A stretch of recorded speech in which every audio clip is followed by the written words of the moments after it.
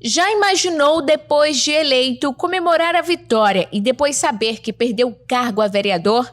É o que possivelmente deve acontecer em 14 municípios maranhenses, como, por exemplo, em Alto Alegre do Pindaré, Bom Lugar, Codó, Nova Olinda do Maranhão, Santo Amaro e entre outras cidades. É que, segundo a Constituição Federal, o número de vereadores deve ser proporcional à população do município, ou seja, quanto maior o número de habitantes, maior o número de vereadores e vice-versa. A ideia hoje aqui é a gente falar um pouco sobre a redução da população e, consequentemente, a redução também no número de vagas, né, para vereadores de algumas cidades aqui no Maranhão e em todo o Brasil. Primeiramente, a gente tem que entender que o número de vagas de vereadores está relacionado diretamente com o número de habitantes de uma cidade. Ou seja, a Constituição ela fixou que até 15 mil habitantes, cidades com até 15 mil habitantes, elas podem ter até 9 vereadores, e cidades com mais de 8 milhões, como é o caso de São Paulo, podem ter até 55 vereadores.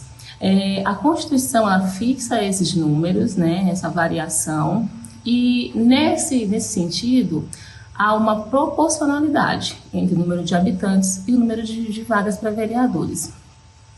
Entretanto, nós sabemos que a população ela não é fixa, ela pode variar de tempos em tempos, então ela pode reduzir ou pode aumentar. Se a população aumenta, né, ela pode ter aí um aumento também no número de vagas de vereadores. Entretanto, também se ela diminui, ela pode também perder também vagas, como foi o caso de 14 cidades aqui no Maranhão. Provavelmente no Maranhão, 28 candidatos eleitos podem não assumir os cargos de vereadores. Isso porque, segundo o Tribunal Regional Eleitoral, o último censo em 2022 aponta que alguns municípios maranhenses registraram a diminuição da população. No município de Codó, por exemplo, o último censo teve uma redução populacional de 118 mil para 114 mil habitantes. Caso o Tribunal Regional Eleitoral confirme a redução, os 2 vereadores eleitos, como Rodrigo Figueiredo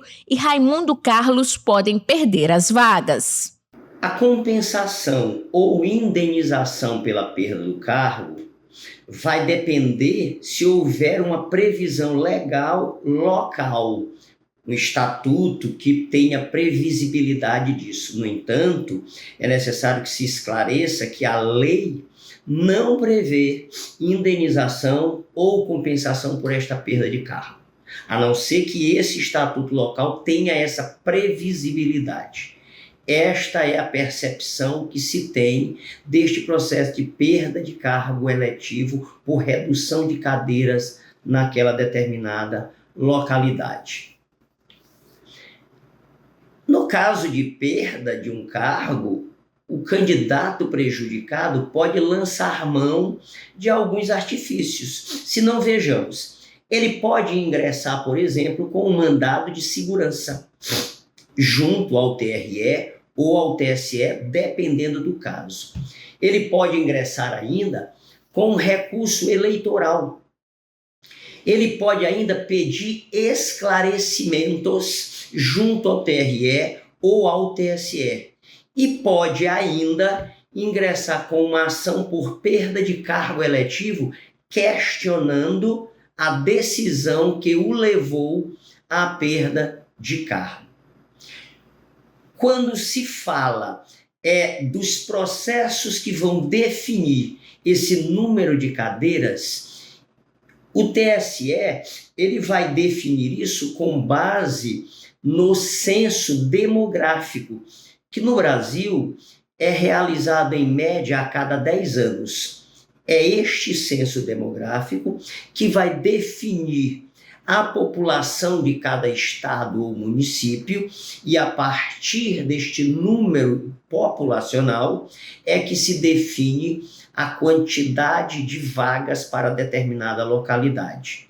Portanto, eu não vislumbro a possibilidade de se questionar essa quantidade ou o processo como ele acontece, porque isso está ligado diretamente ao censo demográfico e que o TSE faz isso, ele pode definir um prazo específico para fazê-lo e para definir antes da eleição. Não me parece razoável questionar essa decisão estabelecida previamente baseada na população pelo órgão competente após a realização das eleições, que fez a redução ou ampliou a quantidade de vagas em determinada localidade, qual seja município ou até mesmo um estado.